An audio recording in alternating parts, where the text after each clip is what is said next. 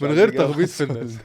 من غير ستوب. تخبيط. درست بالخارج في ايطاليا، فيهم 4 سنين دراسة مم. وسنتين ونص شغل. انت بالنسبه لك كان ايه الموتيفيشن اللي يخليك قلت عايز اطلع ادرس بره؟ انا تخصص انتيريور ديزاين. معلوماتي يعني ان مفيش زي ايطاليا بالذات في المجال ده. من الاسباب اصلا اللي انا سافرت ما كنتش لاقي جامعات ديزاين هنا كتير. بعد ده قررت ان انت انا مش عايز اكمل، انا عايز ارجع مصر. اه ايه اللي خلاك تاخد القرار ده؟ هو القرار ده بصراحة انا كنت واخده من زمان، يعني مهما كنت اكسبتد ومهما كنت تأقلمت على الحياة في ايطاليا، حاسس برضو ان ده مش الكونتكست بتاعي للابد.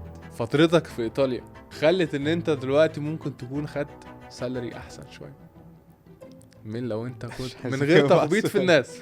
من غير تخبيط في الناس. من غير ستوب. تخبيط. كات. مش كات هجاوب يا على السؤال ده. ستوب هترفد. ازيك يا محمد؟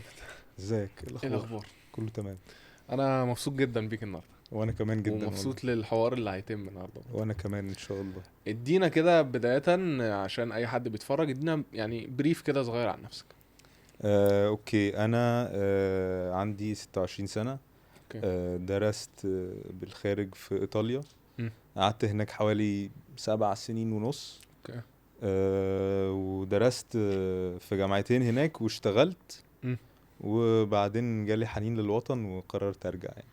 انا شخصيا مثلا انا درست بره برضو، وكان فكرة ان انا اسافر كانت مبنية عن ان انا عايز العب كورة اكتر من كدراسة. مم. انت بالنسبة لك كان ايه الموتيفيشن اللي يخليك قلت عايز اطلع ادرس بره؟ الموتيفيشن بالنسبة لي كان ان انا يعني انا عموما كنت قاصد الفيلد بتاعتي اللي هي الديزاين. انت فيلد ايه؟ الديزاين. انتيرير ولا انا فاشن؟ تخصص انتيريور ديزاين. اوكي. ماشي. بس فكانت انا كنت قاصد الفيلد دي، ومعلوماتي يعني ان مفيش زي ايطاليا بالذات في المجال ده. مم. فعشان كده قررت اروح ايطاليا، وكانت الجامعة يعني recommended ليا يعني هي بالتحديد. مم. وبس. يعني انت كان انت بالنسبه لك الباشن كان بدايه حته الديزاين. انت الديزاين، حابب أيوة. ديزاين قوي، وحاسس ان اوبشنز في مصر مش احسن حاجه، صح. فلما بدات تسال قالوا لك ايطاليا هو ايطاليا المكان اللي انت تروحه. بالظبط. على اساس ده اخدت قرار وسافرت. اه سافرت وانت عندك كام سنه؟ سافرت وانا عندي 18 سنة.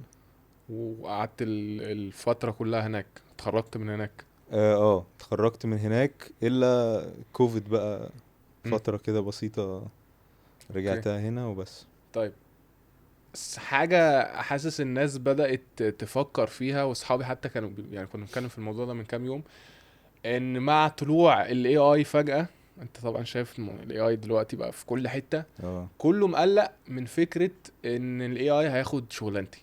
انت حاسس ان في حتة الديزاين والانتيريور بالذات في قلق من الحتة دي، ولا حاسس ان AI مش هيأثر على الموضوع ده كمستقبل؟ لا بصراحة انا مش حاسس ان في الفيلد بتاعتي بالذات. انا عارف ان في فيلدز هتستبدل، لكن في م. الديزاين مش قلقان من الموضوع ده. بس يعني في حاجات مثلا بتاخد مثلا يعني 3 افراد عشان يعملوا التاسك، م. ممكن تاخد مثلا موظف او 2 مثلا. اوكي. فده الخطر، لكن انها تستبدل الديزاينر تماما ده مش هيحصل. طب انا هقول لك وجهة نظري في الحتة دي، مم. وانت قول لي لو انت موافق الاوبينيون ولا لا. انا أيوة. بشوف ان ال AI هيستبدل كل اللي ليه علاقة اللي هو repetitive tasks. يعني الحاجات اللي هي بتبقى اسطمبة، مثلا انت محتاج تعمل 1 2 عشان توصل ل3. صح. انا بشوف ان هو بالذات كديزاين، اي حاجة creative مش هيعرف يبدلها. ان احنا كبني ادمين برضو بيبقى في حتة ابداع في دي، مهما دربنا الاي اي مش هيعرف يعني imitate الحتة دي زي ما البني ادم بيعرف. ده حتة حقيقي. اي حاجة artistic، اي حاجة creative. فانا زي ما انت قلت مثلا، انا حاسس ممكن الاي اي ياخد، بس هياخد في الحاجات اللي هي الريبيتيتيف، يعني التاكس اللي هي بتتعمل خلاص انت محفوظ. صح. انت موافقني في الرأي ده؟ ما هو اصلا يعني زمان كانت الناس بترسم كل الرسومات على الورق امم. بايديها وكده و... وبعد كده جت تكنولوجيا حديثة اسمها الكاد، انك بترسم اونلاين، بترسم قصدي على الكمبيوتر مم. كل ال 2D drawings والرسومات بتعملها يعني تقريبا في تلت الوقت او ربع الوقت. مم. دلوقتي هي مجرد تول تاني اللي هو الاي اي اللي الناس هتستخدمه بشكل هيسرع البروسيس، مم. بس برضو في نفس الوقت ممكن هيأثر بس على آه، يعني كمية العمال اللي انت او كمية الموظفين اللي انت محتاجهم عشان يطلعوا نفس اوكي. كثافة الانتاج. يعني هو اثر مثلا على الورك فورس، بس مش يعني الاي اي استخدام كتول ان صح، هو يساعدك، مش بالظبط هيبقى هيغير يعني مش هياخد مكان حد كاملة يعني. بالظبط. اوكي. طيب انت دلوقتي قررت ان انت عايز خلاص، انا حابب ديزاين وهسافر ايطاليا ادرس. ايه اللي انت مبدئيا انت قلت في البداية ان انت اللي رجعك حب الوطن. اه خلاص احنا هنعدي على الحتة دي قريب خلاص ايوه. عشان محتاجين نفهمها اكتر. بس انا مبدئيا عايز اعرف الدنيا هناك كانت عاملة ازاي، كاختلاف كالتشرز ما بين هنا وما بين ايطاليا. انت رحت فين في ايطاليا مبدئيا؟ انا اولا انا رحت في فلورنس اوكي. وميلان. اوكي. قعدت 3 سنين في فلورنس و3 سنين ونص في ميلان. اوكي. وبس هما المدينتين اصلا يعني ما بين نفسهم ما بين م. بعض مختلفين قوي عن بعض. م. دلوقتي في فلورنس مدينة كانت صغيرة قوي، دي كانت بقى اكبر كولتشر شوك مقارنة بالقاهرة. م. ان انت يعني بتمشي من اول المدينة لاخرها يا راجل، ماشي ساعة ونص مثلا. فانت ده اوضه وصاله ده. اه اه. ومش بس كده، انت يعني اي حد بتقابله بعد سنة بتبقى ماشي في الشارع عمال تشوف ناس انت تعرفها على طول. كله يعرف بعض ها؟ كله يعرف بعضه. مدينة يعني ما اوكي. بصراحة ما يعني أبعد البعد عن القاهرة. مم. انت بدأت بس دي كانت اول واحدة رحتها، اه وبعد كده رحت ميلان. بعد كده رحت ميلان، حسيت شوية بنوستالجيا كده ان انا رجعت مدينة كبيرة وكده. اوكي. بس كانت ألطف شوية بحيث انك في تنوع، مم. يعني تقدر تعمل حاجات مختلفة في مناطق مختلفة. ما بتزهقش قوي من نفس الخروجه بتاعت مم. كل مره مثلا زي فلورنس كده. بس المصريين بقى هناك مغرقين الدنيا زي ما بنشوف، ولا اه يعني انت ايوه انت طبعا بتشوف في فيديوهات بتطلع على ايوه تيك توك ومش عارف ايه، ايوه واحد بيتفرج بيحس اللي هو يعني في ميدان التحرير مش في ميلان يعني. اه الدنيا الاجواء بتبقى مختلفة خالص. اه لا عدى عليك الحاجات دي؟ طبعا شفت الحاجات دي طبعا. بتحصل انا بقى؟ اصلا ما كنت لو عايز اتكلم في التليفون مع امي مش هينفع اتكلم بصوت عالي، كل حد الناس اللي حواليا فاهمه. حد يعني هيسمعني يعني. بالظبط. يعني لازم مره كنت بشتكي من كميه المصريين، لقيت واحد مصري قاعد جنبي سامع الحوار وشارك باشا يعني. بعد اذنك عيب اللي انت بتقوله ده. اوكي. طيب انت قلت قعدت توتال تقريبا 7 سنين ونص صح؟ 6 سنين ونص. 6 سنين ونص. اه ال6 سنين ونص كانت دراسة بس؟ 6 سنين ونص كانت لا فيهم 4 سنين دراسة مم. و2 سنين ونص شغل. اوكي. طب احكي لي، طيب انت اشتغلت ازاي هناك؟ انا يعني بعد الجامعة على طول، مم. اللي هي عملت سنة كده ماسترز في ميلان. اوكي. بدأت اقدم، وكان في مكتب، هو الجامعة نفسها كانت بتوفر سيرفيس انك تقدم من خلالها، اوكي. وهي بتعمل زي فاست تراك كده للبورتفوليو بتاعك. وعشان يوصل للجامعات على طول. اوكي. فمن الجامعات دي بقى قصدي من يوصل اللي هو البوزيشنز دي، اه. في ناس ردوا عليا مم. اكتر من مكتب بصراحة. اوكي. وبس واخترت المكتب اللي قعدت فيه 2 سنين ونص تقريبا ورجعت. والشغل هناك بقى حاسه كان يعني كثقافة عامة الدنيا هناك بتبقى مختلفة من طريقة التعامل. يعني عارف انت هنا مثلا لما يقولك في الشغل ممكن اجي متأخر شوية مثلا مش عارف ايه، في النص بقى اللي هو بناخد اوردر هناكل ايه يا جماعة الاجواء دي بتبقى هناك ولا الوضع بيبقى مختلف تماما؟ لا هي ايطاليا بالذات امم. يعني اشبه شيء لمصر يعني. اوكي. ايطاليا الناس بجد والله. اوكي. الناس سوشيال جدا ومرتاحين قوي مع بعض. اه. طبعا مش مع يعني حتى مع الفروقات الدينية في كان مراعاة لده يعني امم. وكانوا متقبلين الآخر بشكل عام. وكمان لا يعني في عشرة كده ما بيننا وبين بعض انا في بحس المكتب. عامه الشعب الايطالي بالذات اكتر شعب شبيه لينا. يعني اه انا قعدت فتره بلعب كوره في ايطاليا. حاسس طريقه الهزار اللي يعني انا ممكن انا مش عارف لغتكم. يعني انا مش عارف اتكلم ايطالي وهم اه ما كانوش عارفين انجلش. بس مع ذلك برضو كنا بنضحك وبنهزر ومش عارف ايه واللي هو هزر معاه شويه اقول له اه اطلع اجري ويجري ورا. ايوه انا مش فاهمين اصلا، يعني مفيش اه كلام بيتقال. بس هو انا بحسه شعب لذيذ، يعني هو دمه خفيف زينا بحس. ده حقيقي دمه خفيف. وكمان تاني شعب صوته عالي على التليفون. احنا مم. الاول طبعا.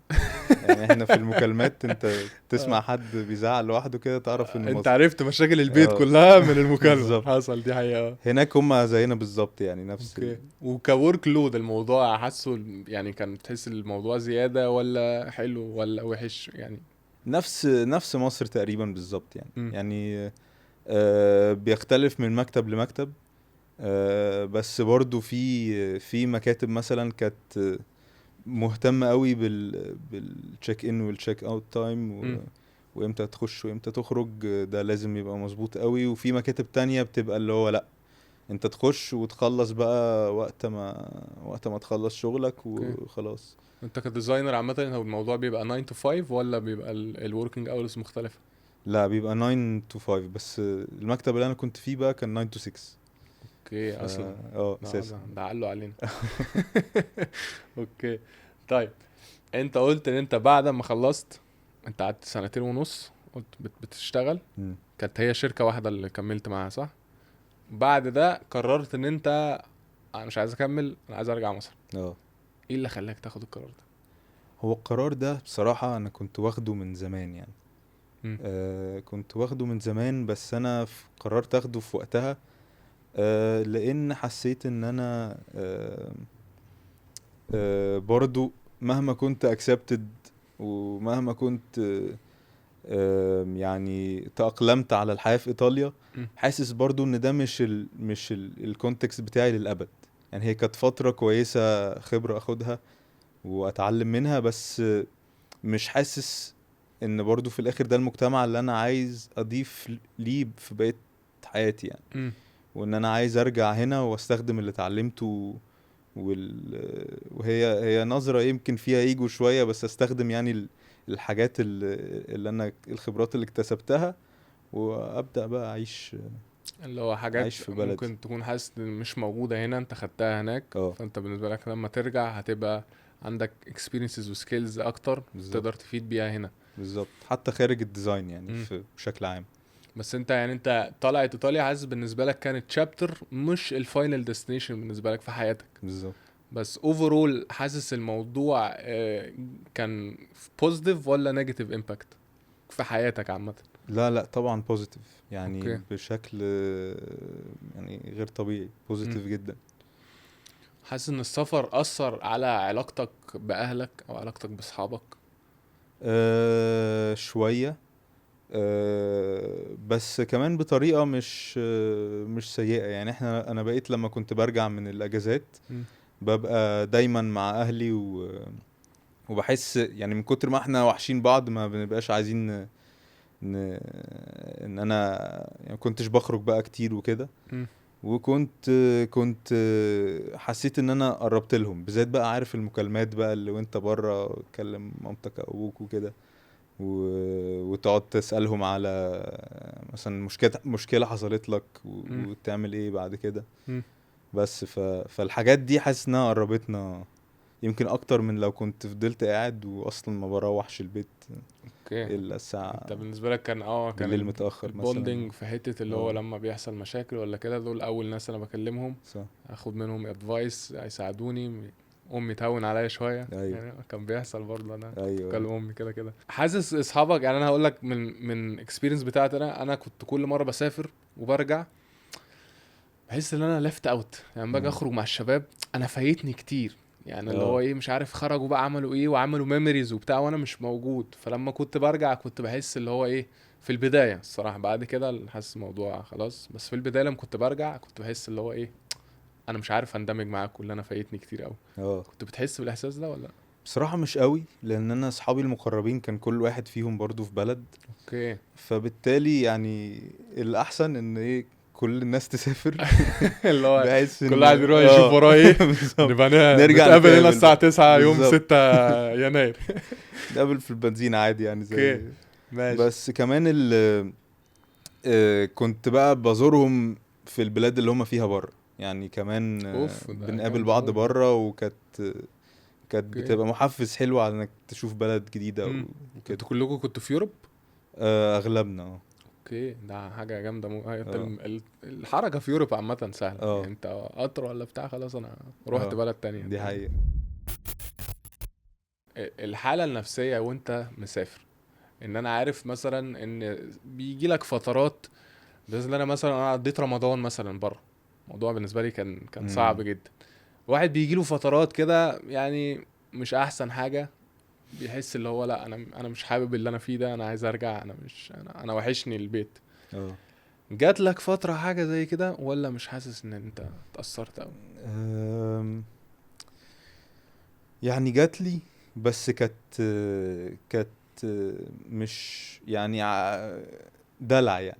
امم. بالنسبة لي انا حاسسها مش، ما هواش كان ان انا عندي مشكلة معينة، امم. بس عادي وحشني البيت وكده والعيلة.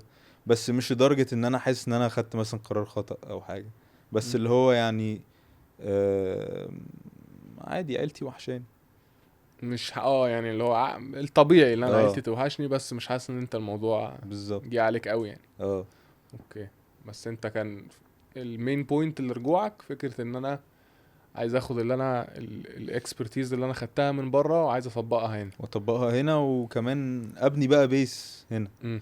لان برضو بره صعب الواحد يبني بيس للابد في بلد هو مثلا حتى اللغة مش فلوينت قوي. امم. حتى لو بتتكلمها، يعني انا اتعلمت ايطالي، اوكي. بس اعرف اخد ودي وكده واعتبر فلوينت، بس في الاخر برضو معرفش ليه بعد ما اروح بحس انه يعني لا مش عايز اتكلم، عايز اتكلم عربي بس. وزمايلي عايز في حد البيت يقول لي ايه يا بقى اسطى؟ مش عاجبني بالظبط. انا الايطالي والاجواء دي مش بتاعتي. كفايه اه. بريك. اوكي. اتكلم في التليفون، اكلم واحد صاحبي ونقعد نرغي بالعربي وخلاص. اه فاهم قصدك في الحته دي بصراحه، اللي اه انت بيوحشك ساعات اللي هو ايه. اه لا انا عايز احس اللي ايوه انا طبيعي تاني. ايوه ايوه اللي انت بحس ان انت لما بتتكلم اصلا بلغه تانية بتعمل شخصيه مختلفه، يعني صح انت بتعمل بيرسونا جديده على حسب اللغه دي. ايوه يعني انا اتعلمت اسباني شويه برضو، فاللي هو ساعات كنت باخد ودي وبتاع. اه لا انا حاسس شخص تاني من الاسباني. اه يعني مش ده فرز اللي انا عارفه مثلا، مش ده فرز اللي انا بتكلم بتعامل بيه مع اهلي ولا صح اصحابي ولا بتاع، الموضوع بيختلف. صح بس انت عايز ترجع تاني بقى. صح. طيب انت لما رجعت هنا اشتغلت فين، او كان ايه البلان بتاعك قبل ما ترجع، وايه اللي حصل؟ كان شبه اوكي، بعض ولا حصل تغيرات؟ انا حاليا انا لسه راجع من بتاع مثلا 7 شهور مثلا. اوكي. ايه ده من قريب اه. اه من قريب يعني. اوكي. و رجعت على المكتب اللي انا بشتغل فيه دلوقتي. م- قدمت طبعا في البورتفوليو والسي في بتاعي وكده في م. اماكن ديزاين، وجات لي الشغلانه وانا فيها دلوقتي يعني حاليا. بس بصراحه البروسيس كان اسهل ما انا توقعت، معرفش يمكن برضو انت جاي عشان من بره برضه. السي في. اه برضه بتفرق ايطاليا في برضه اه السي ايطاليا في يا باشا، اه لا اكيد اكيد اه اكيد كان تعمل فرق. ليها بوش، اه لا ده اكيد. حقيقي. لا احنا برضه يعني على قد ما هي حاجة حلوة وأحس حاجة حلوة ووحشة، بس احنا في عقدة خواجة موجودة واضحة، اه يعني ده انت حقيقي. يعني انت ايا كان كنت بره بتيجي هنا لا في معاملة صح. مختلفة، معاملة مختلفة. مش بس عقدة خواجة، هي فيها مبررة برضو شوية، بالذات عارف لو حاجة اندستري البيس بتاعها بره، امم. بيبقى في فرق برضو في ال معرفش في الاوتبوت نوعا ما شوية. امم. مش فرق رهيب يعني، بالعكس في حاجات مثلا الناس درست هنا حاسس ان هي كانت ناقصاني وانا ما اتعلمتهاش، امم. والعكس صحيح. امم. بس بس برضو الانسان لما بيبقى في البيس بتاع الفيلد بتاعته، بتبقى بحس دي بونس كده، ما امم. مش سهل انت تكتسبها يعني. بتفرق برضه، انت دارس ديزاين في ايطاليا، فهو اه فاهم يعني هو الحتة دي بتاع يعني اللي هو ايوه عارف ايوه ايوه هي ده بتاعتها. ده اه المين الحتة بتاعتها صح. فاهم. ايه اكتر حاجة حاسس ان انت وحشاك في ايطاليا؟ في ايطاليا حاليا؟ اه كم بصراحه؟ بصراحة اه آه الحركة كايه؟ كمواصلات. يعني على امم قد ما انا كان وحشني السواقة هناك، امم بس برضو انك يعني تنزل كده، تروح اي المكان اللي انت عايزه وتركب اي مواصلة وتوصل وخلاص يعني بسرعة، وتبقى الدنيا مش زحمة و... وفي سلاسة قوي في التنقل يعني ما بين المواصلات. ده شيء لطيف بصراحة. متفق معاك في من الحته دي الحاجات الصراحه. اللي اه انت انت برضو عندك نفس الاكسبيرينس. برشلونه كان انت بتنزل خلاص، بتتمشى 10 دقايق، صح. بتركب مترو، بتتمشى ادي 5 دقايق، واللي هو انا خلاص. مبسوط وانا بتمشى، انا اه. مش متضايق. صح. يعني الاجواء والمناظر انا مبسوط. يعني أنا اصلا ساعات كتير كنت بقى اللي هو انا مش هاخد المترو، انا عايز اتمشى، اه. انا حابب ان انا اتمشى. اه. الموضوع كان لذيذ وكصحة بقى اكتر. انت فاهم في اليوم في اه. 10000 ستيب، صح. هنا مثلا انت لو تبقى عملت قاعد 2000 طول ستيب اليوم. اه. يبقى انت يبقى زي انت الفل. كسرت انت يا الدنيا. اه. باشا روح اولمبيكس ايوه. خلاص، انت تمام. بس فدي حاجة بحسها يعني فرق. طب انت قلت لي ايه؟ دي حاجة انت مفتقدها. اه. ايه حاجة بقى انت مبسوط ان انت ما بقتش بتعملها؟ انا بقيتش فيها. اللي انت يعني انت مبسوط ان انا خلاص انا جيت هنا وما بقتش هناك. الغسيل بصراحة. الغسيل ده شيء العين، يعني ان انا اقعد اوكي. اغسل بقى هدومي وانشرها واقعد استنى وفي واحد معايا في السكن عايز ينشر حاجته ويا ايوه الغسالة بقى، قصة. حط لبسه في الغسالة بس بالظبط. ما نشرهاش، فانا صح. محتاج استناه. اه. ايوه عارف. وتحط الحاجات ملونة بالغلط فتطلع هدومك ضربة، ويعني حاجة والله. الحمد لله يعني. اوكي. دي اكتر حاجة انت بالنسبة اكتر لك؟ حاجة اه لا الحمد لله ان باكتساح. انا مفيش مفيش اه. كومبيتيتور اصلا صح. في النقطة دي. في ناس بتقول الطبيخ، لكن بالعكس بقى انا الطبيخ من الحاجات اللي وحشاني. اوكي. ان انا كنت مضطر اطبخ، فعندي وقت ان انا بقى اقعد احضر لنفسي حاجة انا اه بحبها الم- وميل بريب بقى وبتاع. الموضوع كان امم. رواق اصلا. اه بصراحة. كنت حاسس لما رجعت طيب كملت ولا قطعت بقى اللي هو خلاص انا رجعت مصر فانا مش هطبخ؟ لا، ما اصل الواحد بقى بيضيع وقت كتير في التنقل في السواقة وفي فخلاص بقى. الشغل فيعني خلاص خلاص بقى بقى. يعني خلاص بقى ما اه. جاتش على دي. صح. كل كفايه. فين وفين هعمل باستا كده حلوة ايطالي اوكي. بس ايطاليا بقى وكده يعني. صح. بالظبط.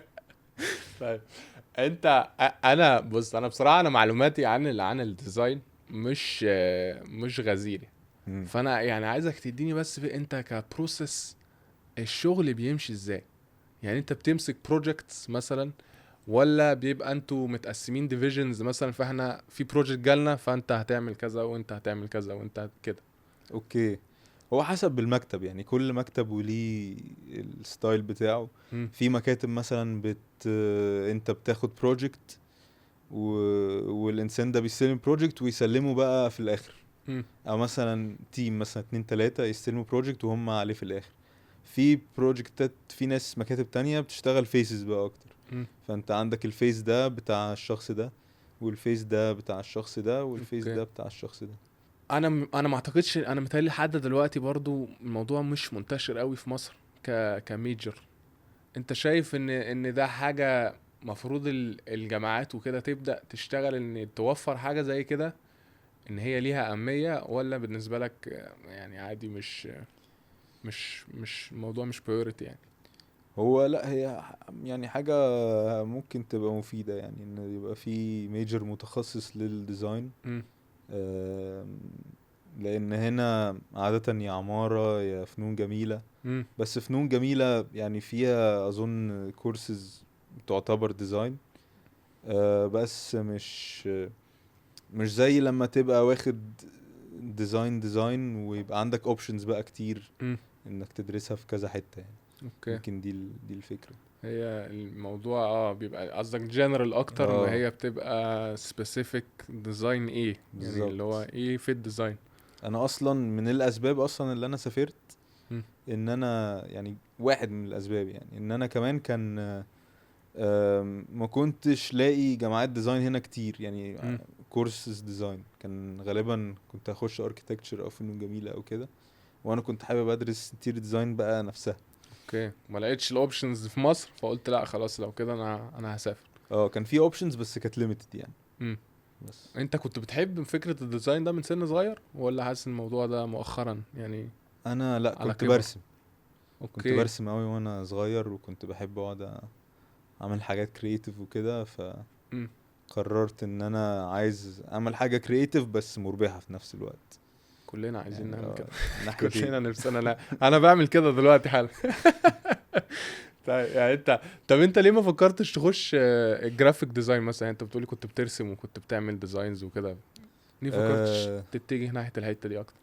يعني ايه اللي خلاك تقول لا انا عايز انتيريور انتيرير. ديزاين؟ اه. انا فكرت في جرافيكس وانا في الجامعه اصلا، يعني انا قبل كده ما كانتش خطرت على بالي اساسا. امم.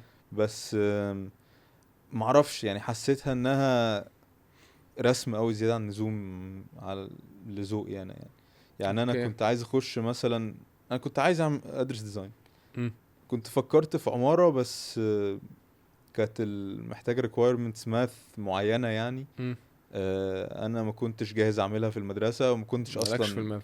ماليش اصلا في العماره عموما يعني. اوكي. فعشان كده دخلت انت في بالنسبة السكه لك دي. كان هو الاختيار الرياليستيك اكتر ان اه، انا هخش انتيريور هو البالانس اللي ايه، ما الحلو بين من دي ده ودي. والحلو من اه. ده انا اخدت بس. الحلو حتة الديزاينز وكده والرسم، اه، بس مش قوي. بس و... في فانكشناليتي برضو، اه. وفي علم في الموضوع يعني. ايوه. انت حاسس لو انت ما كنتش سافرت كنت هتكون بتعمل ايه دلوقتي؟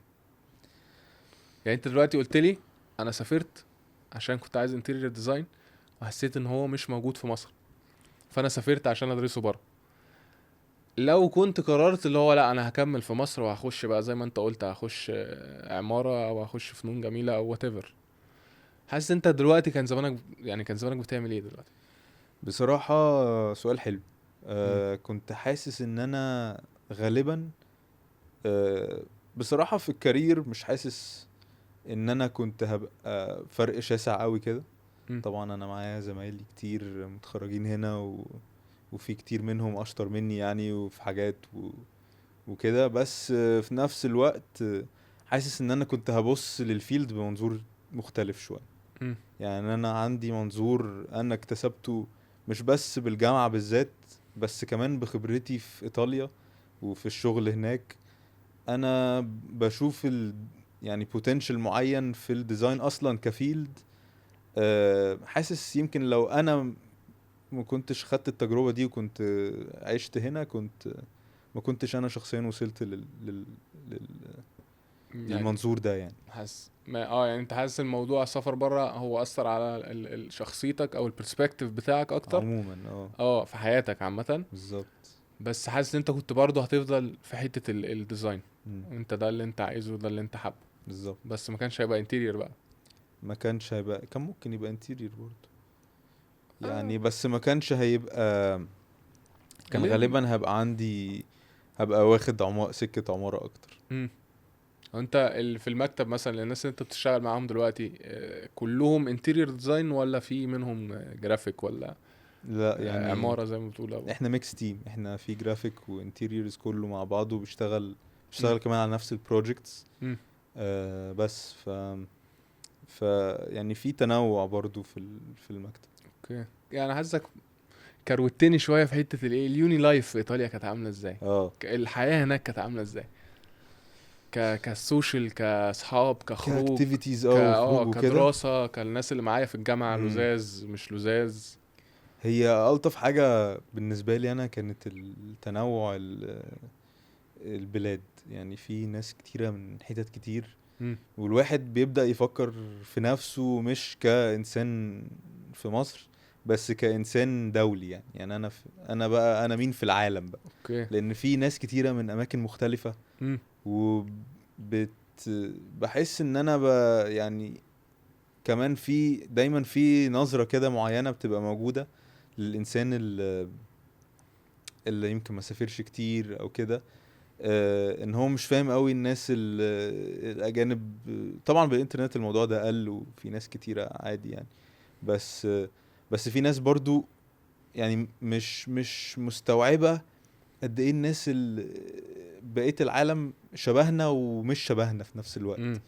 يعني في تنوع رهيب الكالتشرز بيحصل. المختلفة كل واحد بيبقى يعني ليه طريق. فيها ناس شبهنا جدا في حاجات، في ناس عكسنا خالص في حاجات. ايوه، وفي ناس مثلا انت ممكن تقول انا عمري في حياتي ما هقدر اتكلم مع حد من الجنسيات دي هتكلم عن بحبهم ايه يعني. ونضحك ونهزر، بس يعني تكتشف هقعد لما اتكلم على تسافر ايه. بس بتكتشف ان عادي يعني، في ناس في زي ناس عادي لذيذه وشبهك وعندها experiences في الحياه زيك. في واحد صاحبي كان في برشلونة كازاخستاني خلاص، واد زي العسل زي العسل بجد. كنا بننزل انا وهو كنا بنهزر، وحتى انا وجدع يعني. انا كان عندي مشكله في الاقامه، ايوه هو كان قاعد يعني ما شاء الله الله اكبر ربنا يزيدهم يعني، هم كانوا عيله محترمه يعني كبار كازاخستان يعني.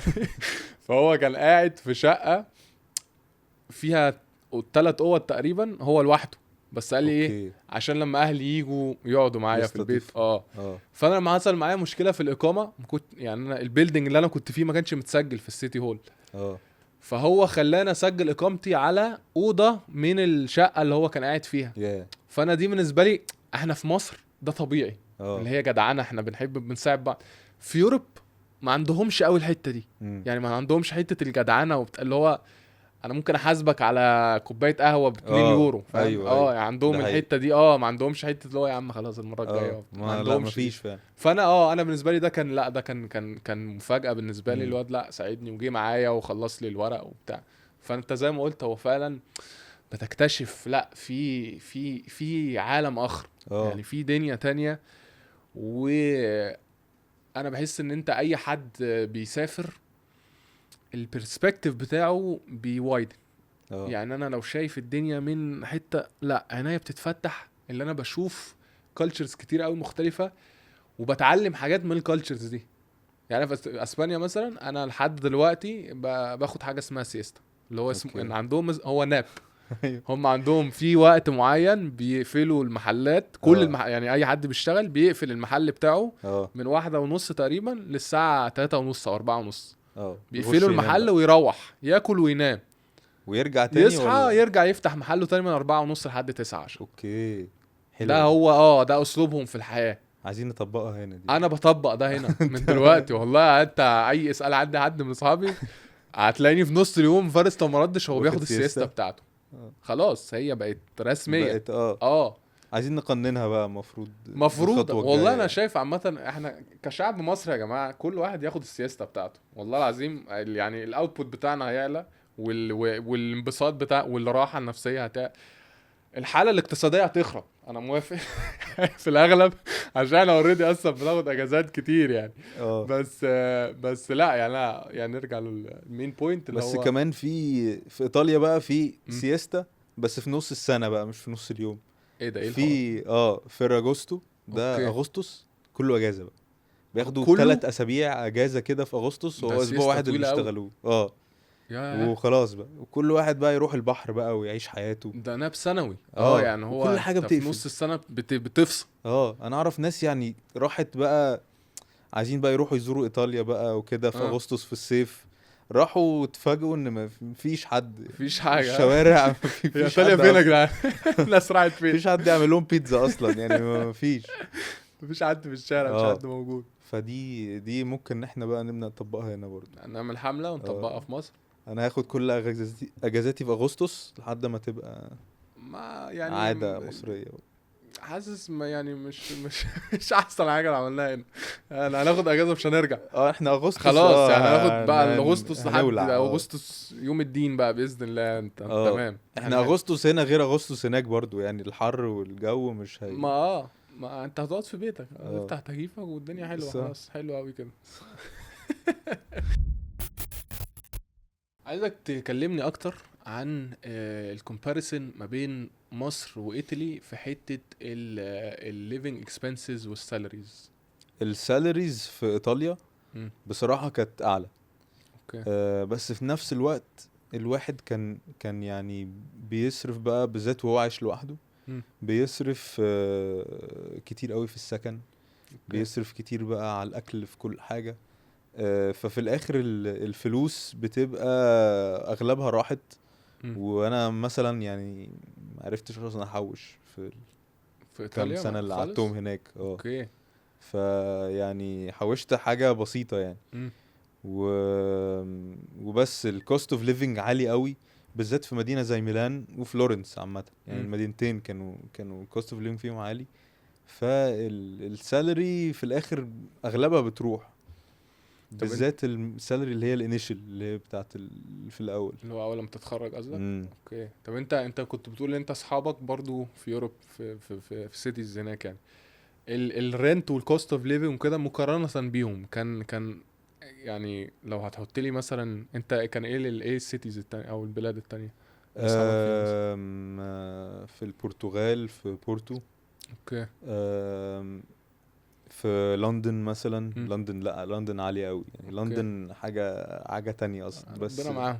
بس السالاريز كمان يعني اعلى، اوكي. فهم كل حاجة فاهم نسبة وتناسب. في ريشيو على حسب امم انت بتقدر ايطالي بالنسبه يعني، اكيد انتوا اتكلمتوا في الموضوع ده كشباب وكده، انت حاسس ايطالي كان من التوب كونتريز كليفنج اكسبنسز كرنت؟ هي ميلان وفلورنس بالذات يعني كمدن، امم. هي في رأيي يعني هي اكتر بتتقاس بالمدن عن بالبلاد. يعني انت قصدك لو كنت روحت السيتيز تانية في اه ايطالي برضو الموضوع كان ممكن هيبقى اهدى يبقى شويه. احسن. يعني مثلا في انجلترا نفسها مثلا ممكن تعيش في مثلا مدينة زي ليفربول مثلا او امم. ليدز او كده، هتقبض اقل غالبا، بس برضو الكوست اوف ليفنج هيبقى اريح بكتير يعني اوكي. عن لندن اللي هي معروفة اصلا امم. ان هي غالية قوي يعني. دي حقيقه فعلا. مم. طب انت دلوقتي قلت لي عن الكوست اوف ليفنج والسالاريز كايطالي، لو هنقارنها لما رجعت دلوقتي في مصر، حاسس ان انت كنت يعني هنقول ماديا اريح هنا ولا هناك؟ يعني انت هناك قلت لي انت السالاريز اعلى بس كوست اوف ليفنج اعلى، لو هناخد ده ونقارنه بالتو اسبيكتس دول في مصر، حاسس انت مرتاح اكتر هنا ولا الموضوع هناك كان افضل؟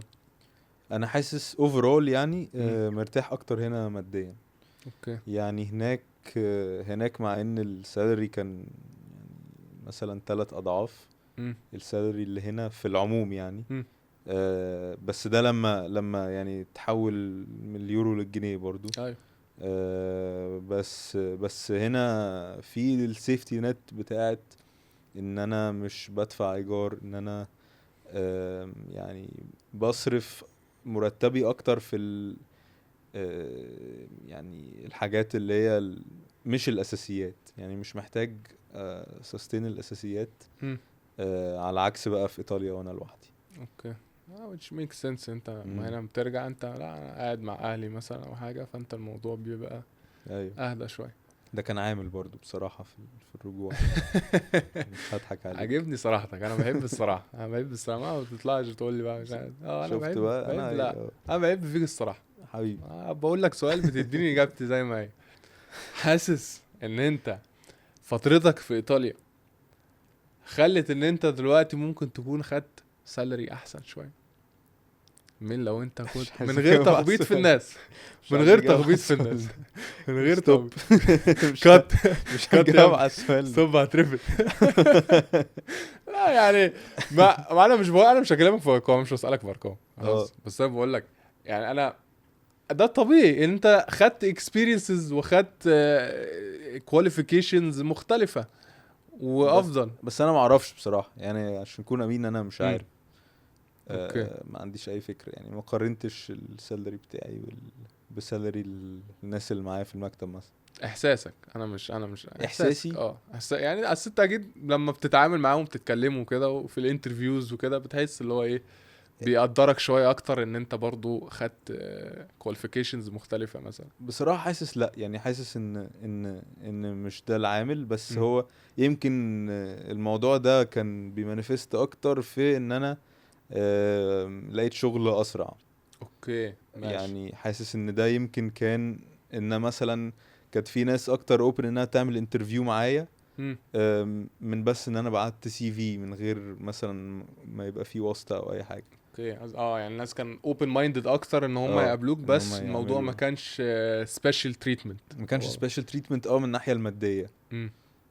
اوكي. ده احساسي، لان انا لسه اصلا يعني ما اعرفش بقية الناس بتقبض ايه برضه.